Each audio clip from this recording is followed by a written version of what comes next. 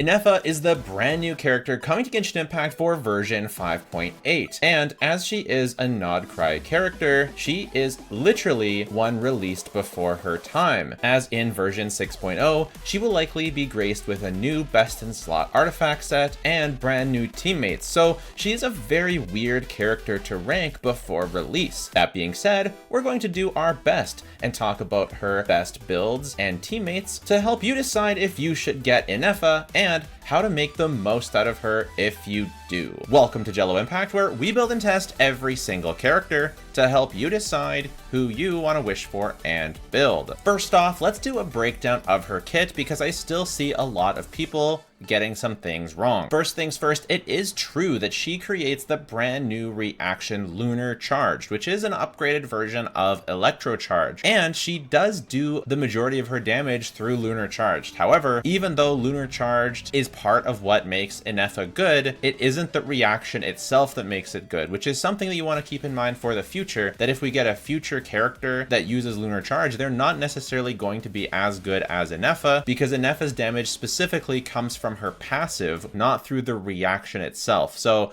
it's kind of a thing that they seem to have done to lock the power of Lunar Charge to 5-star kits, so that if they give Lunar Charge to a 4-star kit, they're not automatically broken. So that's something you do want to keep in mind. It is true that Lunar Charge is upgraded compared to Electro Charge in that it can crit and it does more damage, but it hits less often. So that means that it's overall doing about the same damage as Electro Charge, unless specifically Ineffa is on the team. Lunar Charge works differently than Electro Charge in that it uses the crit rate and crit damage in addition to the EM of the characters involved with the reaction, which is usually going to be Ineffa and 1 or 2 other characters. Whether these characters are built on crit rate, crit damage, and have EM is going to determine the amount of damage Lunar Charge does, as well as, of course, again, Ineffa's passive. And as far as the reaction goes overall and how I feel about it, I think it's pretty cool. I think it would have been better, I would have liked it a lot more if the reaction itself was stronger and wasn't tied to Ineffa's passive in particular, but it still is interesting. It still has a really cool effect. It creates this thunder cloud above. That's how you know if Lunar Charge is active and how Ineffa's passive is working. It's that thunder cloud that's appearing in the sky, and it looks really good. I think they did a cool job with the animations, but the reaction itself and how it implements in the game, it's mostly just a visual gimmick, essentially, at least for the time being. We'll see as they release future characters and future synergies if the reaction itself does more, but for now, it's mostly just a new and somewhat interesting way to give Ineffa more damage. One thing this will mean as we get into the team setups is that traditional Electro Charge teams are not what's going to be buffed the most, and what's really going to be buffed the most is just running teams that have both Ineffa and a Hydro character on the team. So you want to think of this more about building Ineffa in a Hydro team, as opposed, or in a team with at least a Hydro, as opposed to building a Lunar Charge. If you plan on going for Ineffa, these are her Ascension materials. This is also a mini talent guide, but she's again going to use the Natlin whistles, Auroran area flowers, the new automaton cores, and then like the little flower Natlin ones. And then for her weapon, you're gonna have to kill more Saurians, arrowheads, and what are they, the little weasels? I think those are the weasel ones. Oh, they are weasels. I thought I was being funny. For her talents, and to clear up any further confusion about her kit, the main priority is going to be her skill. She is doing tons of skill damage. The biggest portion of her damage is her passive, which does Lunar Charge damage, and it does Lunar Charge damage way above what it actually says in the passive, which is really weird. We're not going to get into the details, but all you need to know is leveling her skill is important. Unlocking her passive is absolutely essential, but you're going to do that anyways as you level her, of course. Her skill is also what creates the shield. If you're wondering how strong her actual shield is, it's not going to be as powerful as something like a full strength Lanyan, especially since Lanyans can refresh, or a Zhongli, but I think it should be the next best shield behind that. Definitely better than something like Citlali with Thrilling Tales. So in general, it should be good enough to survive most things and be your solo sustain for most fights. And then leveling her burst is pretty important too. It does a good amount of damage, it refreshes the skill, and gives an EM buff to your on-fielder as well as Ineffa herself, which is going to increase both Lunar Charge damage and any other reaction damage that your on-fielder might do, potentially Vaporize if they're a Vaporize carry. If you're trying to save resources, you can do something like Ascend her and keep her at level 80, take her skill to level 9, and take her burst to level 8. Personally, I'm going to be level 90ing crowning her skill and leaving her burst at 9. I don't think it's really ever going to be worth it to crown her burst. Next is going to be her weapon ranking. This comes courtesy of Meowtoos. You can find them on Discord. Really appreciate them letting us use this. Obviously, her signature, as predicted, is going to be the best by quite a big margin, similar to Emily, although a bit smaller of an increase compared to the 4-star options like Deathmatch or Ballad of the Fjords, and a lot of other relatively common 5-star stat sticks are pretty darn close. Being within 20% of a signature definitely puts up a red flag to me that I wouldn't really recommend ever going for this weapon unless, you know, you really love Ineffa. 20% is just not that huge considering she's an off-fielder. If she was an on-fielder like Moika, doing all of the team's damage, a 20% increase is pretty solid. But for an off-fielder who's only going to be doing, you know, what, 30% of the team's damage, maybe 40, or maybe even at the most, say she's doing 50 or 60% of the team's damage, that 20% increase is worth a lot less than if it was on a hyper carry. So you definitely don't have to feel pressured to get her weapon, but if you do, it's definitely going to be a solid increase to her damage. If you're totally free to play and not buying the battle pass, it seems like Skyward Spine is going to be a nice choice, as well as Keqing Crossspear. Both give you some energy, which she does need some of, but she doesn't quite need as much energy as certain characters to need Fav. Oftentimes, even if you can't build enough energy to burst every rotation, it's usually worth building more damage and only bursting every other rotation, even though you're going to miss out on the EM buff. So overall, just kind of go down this list and pick whichever one is the highest that you have access to, and that's going to be your weapon choice. Artifact sets is where it becomes kind of weird. Ineffa is almost certainly going to get a new best in slot artifact set in version 6.0, and this is really going to be make or break for her overall potential and place in the meta. If these artifact sets synergize extremely well with her and they're very, very powerful, she could end up being a very strong meta-relevant character. And if not, then she'll be a decent side grade for a number of teams. So it's going to be very hard to evaluate her power until we actually get her artifact sets. In the meantime, of course, I do want to give you the options that you can use. The general go-to is going to be Gilded Dreams. It generally gives her the most stats and will generally allow her to do the most damage. If you don't have Gilded Dreams, then Thundering Fury is also going to be a good artifact set on her. And if you're using a carry that's doing a lot of damage, such as Arlecchino, and you're not using another Tenacity of Monolith user, it could be that Tenacity outperforms Gilded Dreams on the overall team DPS. I've kind of heard a mix of both. I'm not exactly sure if Tenacity is going to be better or if building more personal damage from Gilded Dreams is going to be better. Regardless, you can kind of just use whatever you have until the 6.0 artifact set comes out, which is almost certainly going to dumpster everything that we have here, and this is basically irrelevant. She is 100% going to need to run an attack percent Sans, an electro damage goblet, and a crit rate or crit damage circlet, and you're going to look for crit rate, crit damage, attack percent, elemental mastery, and even a bit of ER. So there's going to be a lot of stats that you can look for to increase Ineffa's damage on your artifacts. Now to go into teammates. So Ineffa, we're going to put Chaska into new side grade / close to best in slot. Keep in mind, a lot of the side grade / close to best in slot could very well become uncontested best in slot, but we're going to judge her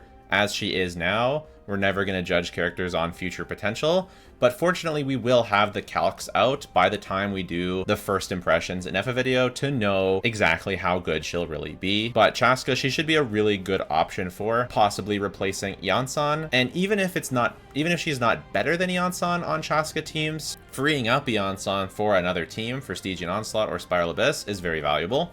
Arlecchino is actually surprisingly close with Overvape compared to even her melt teams. It's actually not that far away, which is pretty cool. So if you don't want to get Silali, or if you're using Silali with something else, having a new, or if it's just better in that particular team context, using something like Arlecchino with Bennett, Yelan, and Ineffa is actually pretty close to her melt teams. So that was pretty cool, pretty surprising. It's by far Aoife's best team because Aoife can actually build crit, unlike someone like Mizuki. Aoife can build crit, and his teams are actually breaking the Hyperbloom bar. So if we set the bar for damage at Hyperbloom, Aoife with Ineffa actually breaks the Hyperbloom bar, so I'm excited to give it a try and see if it's not terrible. I do think it requires C6 Aoife to like do decent damage. Again, we're not clearing Dire 6 with Aoife, but if you love Aoife, this is looking like something of a must pull for Aoife. For Clorinde, I know a lot of people are excited. She's going to be a solid option. It's not going to be better than Overloaded, at least at this point. Contrary to what a lot of people think, Clorinde is not really a driver. She is more of a carry and really values those carry numbers and the carry buffs. So although Ineffa will be a solid option for Clorand, especially if Electrocharge is favored, such as against the Cactus in the next Stygian Onslaught, she will be good with Ineffa, but it's a solid option. It's not going to be competing for her best teams, at least not until we get the dedicated set for Ineffa. It's probably fair to say that she'll be best in slot overall for Ayato. I'm not sure though, so I'm going to put it in here because there's always a Scoffier freeze, but I think it could be a new best in slot for Ayato teams. Same with Novelette. I'm not 100% convinced on how much I would say it's the uncontested best in slot, but it will definitely be close. I'm going to put Nahida representing Hyperbloom. Ineffa should be close to a best in slot for Hyperbloom teams. Building enough EM to get lots of Hyperbloom damage is going to interfere with building attack and doing damage with Ineffa herself and building crit and all that stuff. So I'm not sure how good it's going to be. It's not like the Dendro buff we've all been waiting for, but it should at least be the best option. It probably is uncontested, but I don't want to get people too hyped, so I'm going to put it here. It's very close to being uncontested best in slot for Raiden, but I think a lot of people do have something like Raiden C2, in which case Ineffa is not buffing Raiden and it's just sort of wheelchairing Raiden. So it's gonna be a side grade. It's gonna be close. It's gonna be a solid option for Verray set 2. Same with Arlecchino. I could easily see Overvape yoimiya being her best in slot team. Maybe it'll even be best in slot uncontested, as you don't have to time melts and things like that. I'm excited for that. That could be cool. I'm gonna put Gaming in a solid option. I think you still will really want to melt with him, but maybe it could be here. I do want to stress that if you are considering pulling an Ineffa for Hyperbloom, just wait until the leaks for Lauma, because Lauma could totally change everything we know about Hyperbloom, as she is a Dendro character. If you want to check out my Lauma speculation video, check that out. But although I do think Ineffa will be a small upgrade to Hyperbloom, it is going to be small, and the big potential upgrade is probably going to come with a different character, but it's unconfirmed. Just wait for the leaks before you plan your pulls for Ineffa. I could see it being a solid option for Cyno. Maybe even here you could do, like, I don't know, I still think Cyno is going to be bad, but it's going to be an option anyways. Having an Electro Shielder, because you want to build crit on Cyno can be the Hyperbloom trigger. You're going to lose Farina, which is bad, but if you use something like Yelan, Ineffa, Nahida, I could see that being pretty good. I could see that being Cyno's best team. Obviously you're going to want to keep melting with Mav, but it's going to be a solid option regardless. Same with Yoimiya. She wants to build EM, so maybe it's probably going to be a side grade for Yoimiya teams. Not going to change the game for her. Same with Overvape for Hu Tao as with the other Pyro carries. I don't really see it being that great for Sucrose Taser, because Sucrose doesn't want to build crit, so you're going to lose some Lunar Charge damage. Could be a reasonable option for Wanderer. Wanderer's in a tough spot right now. This would let you run... It's kind of tough because Wanderer really wants Faruzan. So if you're running Faruzan, it like really restricts what you can do. It means if you're running Ineffa needs a Hydro, so you have to go Yelan, which means you're not getting Bennett. And then if you're doing Bennett, that means you're not getting Faruzan, so it'll probably be okay. Maybe Wanderer's best shielded team. I could see it being Wanderer's best shielded team, but I doubt it's any better than that. Similar story to Sucrose for Mizuki. I'm so upset, to be honest. I really wish Mizuki could get a real team. So no one talks about Eula, but maybe Eula, Farina, Ineffa, and Mika could be a thing, because that gives you a healer, it gives you Electrocharge, it gives you Super Conduct. I could see that being Eula's best team. It's probably not going to beat a Scoffier, but it does have the synergies that all comes together. Ineffa can take advantage of her Lunar Charge stuff with Farina.